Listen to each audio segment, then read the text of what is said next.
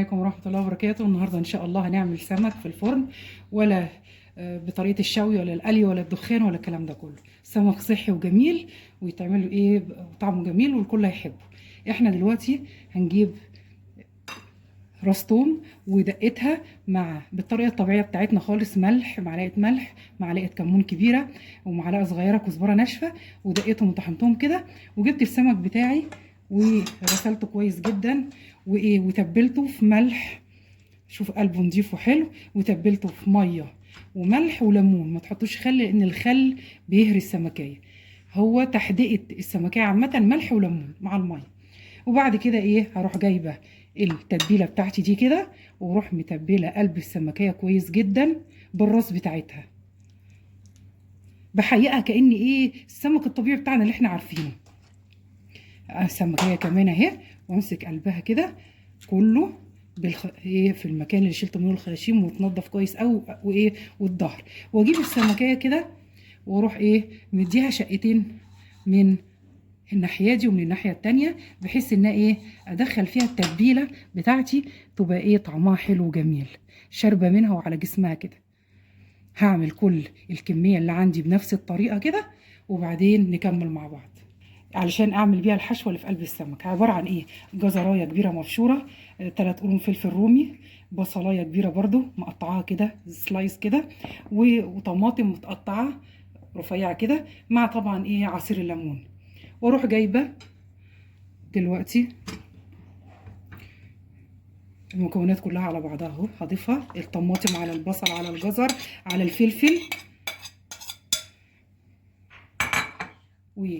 اخلطهم ببعض كده كويس كاني بعمل سلطه. هاخد اللي هاخده احشي بيه قلب السمكه، هتبقى مع عصير الليمون وشويه زيت، هتبقى في بقيه الخلطه اللي كنت بتبل بيها السمك، اللي هي عباره عن الكمون والليمون والكزبره الناشفه والملح. هضيفها على السلطه بتاعتي دي برضه، واظبط حدقها. ما اسيبش بقى السلطه كده دلعه، اظبط الحدق بتاعها.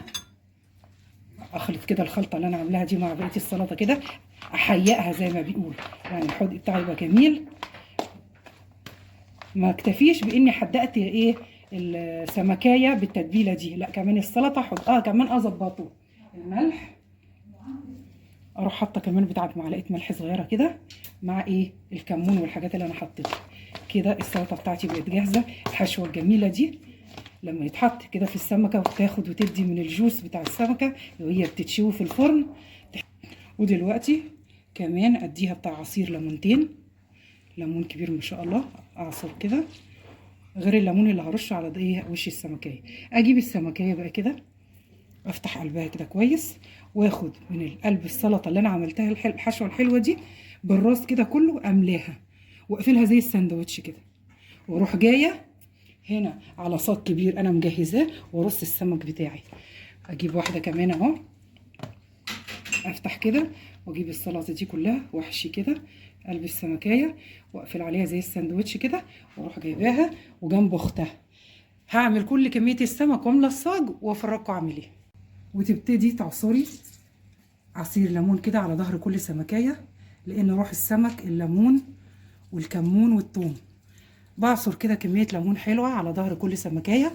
وبعد كده اجيب الزيت على وش كل سمكيه كده، معلقه زيت صغننه كده، حاجات بسيطه عشان تدخل الفرن.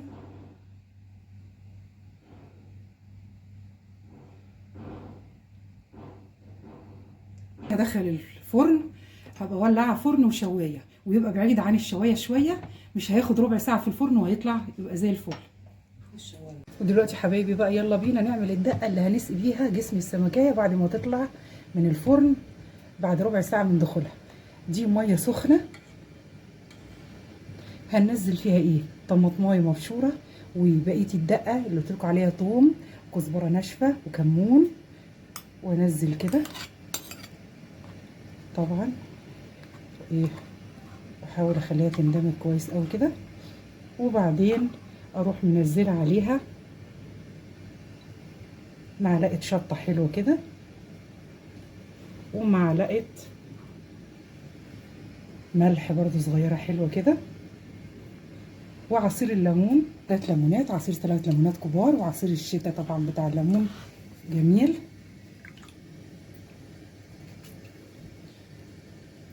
ودلوقتي يا حبايبي هي دي بقى الدقه، خلطه الدقه. بعد ربع ساعه من خروج السمك من الفرن هروح ماسكه كبشه وامسك وعلى جسم كل سمكيه، واروح مدخلها الفرن تاني 5 دقايق تحت الشوايه. هتاكلوا سمك في منتهى الجمال وطري ومزز. دلوقتي ان شاء الله هنعمل رز الصياديه بتاع السمك. ادي حله فيها 3 معالق زيت كبار، وننزل البصلايه بتاعتنا، دول بصلتين وسط وخرطاهم ناعم، ونقلب فيهم ونحمر البصلايه دي. يعني ما تتحرقش، تتحمر حمران تبقى غامقه بس ما تتحرقش. لما هفضل اقلب فيها لغايه ما تتعمل، وبعدين اوريها لكم ايه في اللون اللي هو محتاجاه. دلوقتي البصلايه احمرت اهي، ما تتحرقش. نعمل ايه؟ نجهزها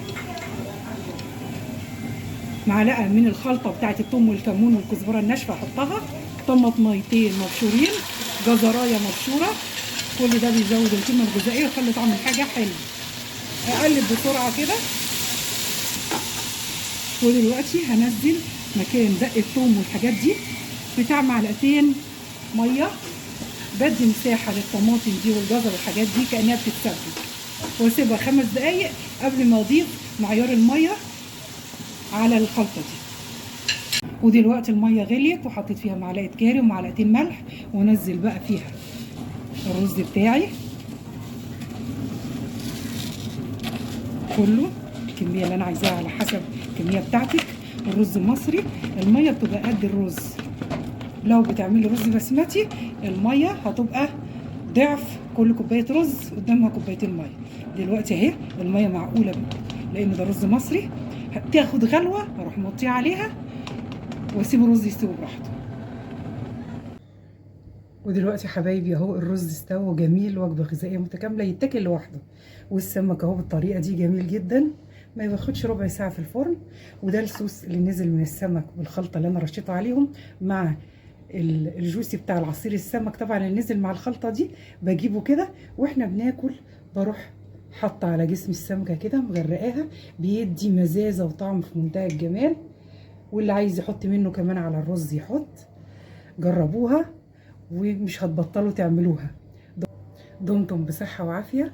السلام عليكم ورحمة الله وبركاته. ما تنسونيش في اللايك والشير.